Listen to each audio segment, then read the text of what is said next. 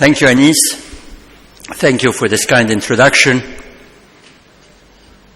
It's always a great pleasure to be with such a distinguished group of businessmen, of business people, and beautiful ladies. It isn't every day that one has the opportunity of interacting with such a distinguished group of people. Thank you for inviting me. As a matter of fact, it's for me a pleasure and an honor. It's not the first time I have this pleasure and honor since I was invited back in September 2011 as Minister of Tourism. Back then, I had high hopes to revive this very important industry that was severely hit after the August 2011 revolution.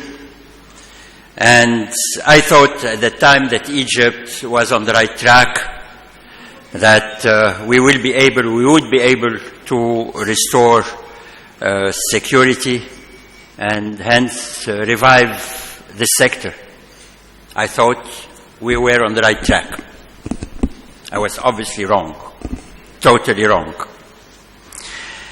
In fact, Egypt was drifting away from the dream of the revolution, freedom and democracy, and getting very far into a dark path of new, more dangerous version of dictatorship.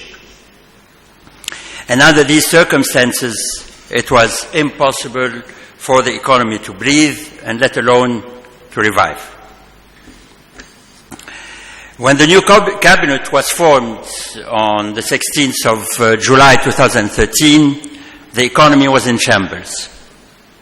The budget deficit reached 240 billion Egyptian pounds, approximately 13.8% of the GDP. Total public debt amounted to 1.6 trillion Egyptian pounds. That is approximately 92% of the GDP. The balance of trade deficit amounted to $30 billion. And unemployment reached 13%.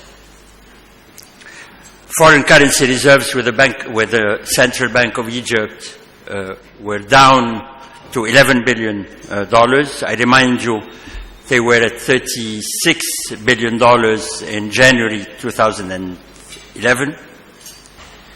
And when I was asked to take charge of the Ministry of Trade and Industry were in no better shape than the rest of the Egyptian economy, partly due to the overall situation, but also because of old persistent constraints. But in spite of all this, I am again quite optimistic and positive about the economic future of Egypt. And this time, I think I'm not wrong. Why? Because I think this time we are on the right track, with a clear roadmap that will bring about security and restore law and order, and these, as you know, are clearly prerequisites to any revival of the economy. I am positive because in spite of all the difficult circumstances of the past 2 years, the Egyptian economy has proven to be very resilient. Economic activity was not interrupted. Consumers did not feel the crunch, except for the brief gas shortages and electricity cuts back in June. The Egyptian pound depreciated by a modest 15%, and believe it or not, exports have increased both in volume and in dollar terms.